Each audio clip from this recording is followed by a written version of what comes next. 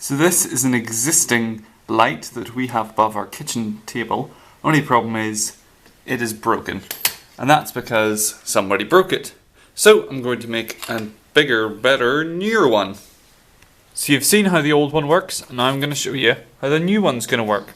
So on the wall there was an already existing bracket which holds the curtain rail as such, and I'm going to take advantage of the screws used to attach that to the wall.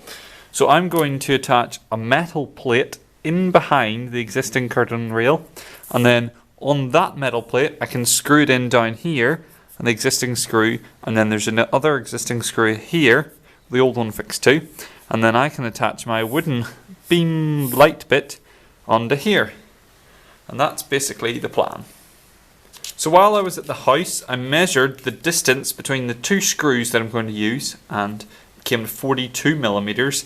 And the original piece, which is this one here, measures about 40 centimeters in length, but I want to move it even further out, so I'm going to up it to 60 centimeters. However, this is an easy and simple project, and so to make it difficult, I'm going to use only hand tools, and in that I'm going to say nothing with electricity, which means no battery operated tools either. So, hand tools. So for this little metal plate that's going to go against the wall, I've gotten this tiny piece of aluminium, and I've chosen aluminium because cuts easy and drills easy, and I'm going to need to do both of those things. So I'm going to mark out the two holes, which are 42 millimeters apart. If you look carefully, you can see at the tip of my thumb there a little scratch mark, and that's the 42 millimeter where I'm going to dent the other hole. Now aluminium is very soft, so with that hammering I've actually bent it. That is completely fine because it's also malleable.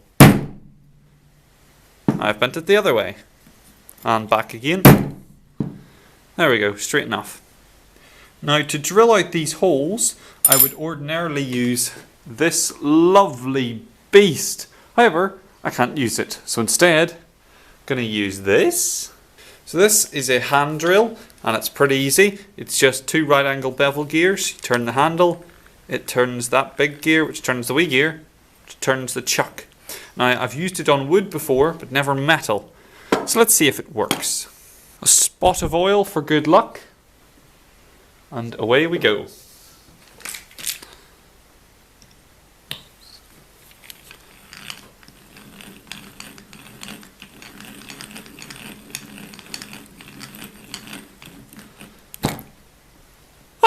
That was easy. Now that I've drilled these two holes, I need to cut the piece to length. But before I do that, I need to choose my piece of wood. And I choose this piece. It's about, what, 1.5 inches, 2 inches wide, maybe 7 mil thick. And it's a yard long. A yard, yes, people still use yards. And I want to attach it with a butt joint to this piece of aluminium, but that's not really going to work. So what I'm going to do is a butt joint, and with this excess piece on the top here I'm going to fold it over, and then I can attach a screw into the top. So I need to drill a hole here, here, and then bend it.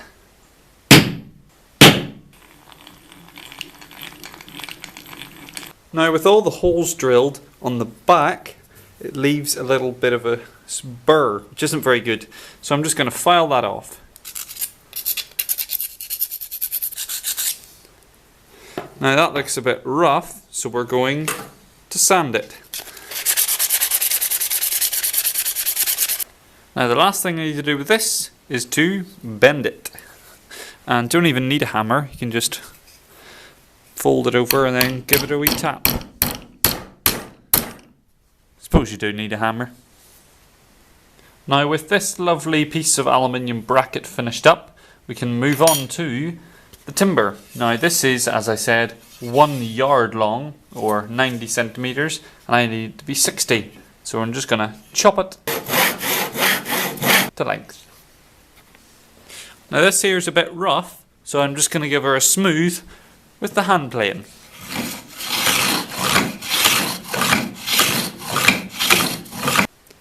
Now the edges are a bit rough on the fingers, so I'm just going to round them over with a block plane.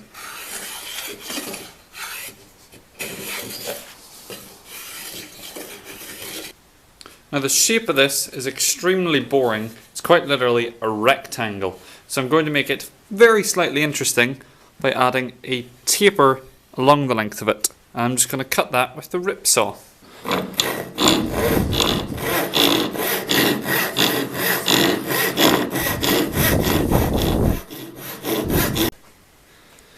Cut went a little bit rougher than expected. That's alright, because I can smooth it up with the hand plane.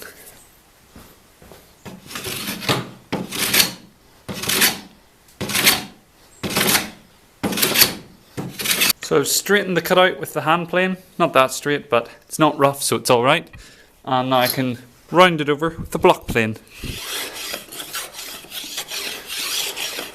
So the last thing to do now is to drill 2 holes here, 1, 2, another 2 at the end, 1 here, 1 here.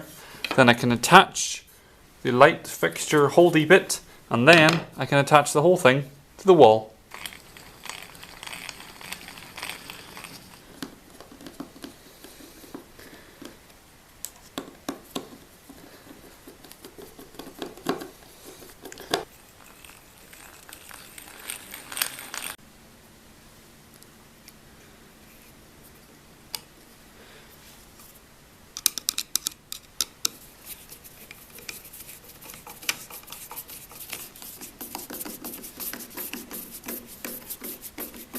So that's it done now. We have the metal bracket on the end, and the other end, the light bulb holder thingy. I thought it'd be interesting to show you all the tools that I've used.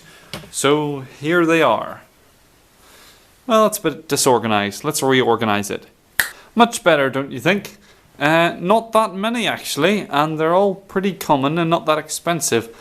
The most expensive is probably the hand plane, and I suppose, yeah, it is kind of needed to smooth it out because you don't want no rough cuts. Now, just need to go install it.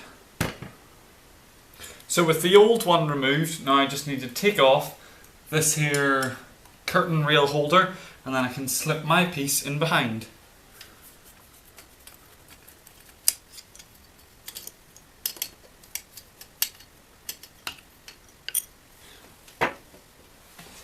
So here's my piece, and I'll pop it up here. Put in 1 screw first.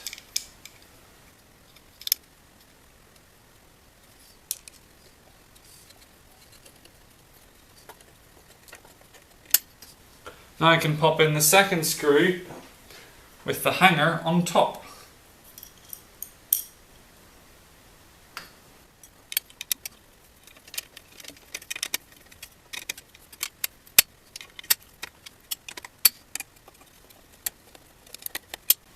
Now I can just pop in the lighting fixture, add a light bulb, and it's all done. Now that's it all done, it's ready to rock and roll. Now I've done a similar video to this where I've done a bendy swingy light where it swung side to side, and I'll have that there, but in this application the bendy swingy thing isn't really needed. So yeah, you can watch that if you want, and you can subscribe here.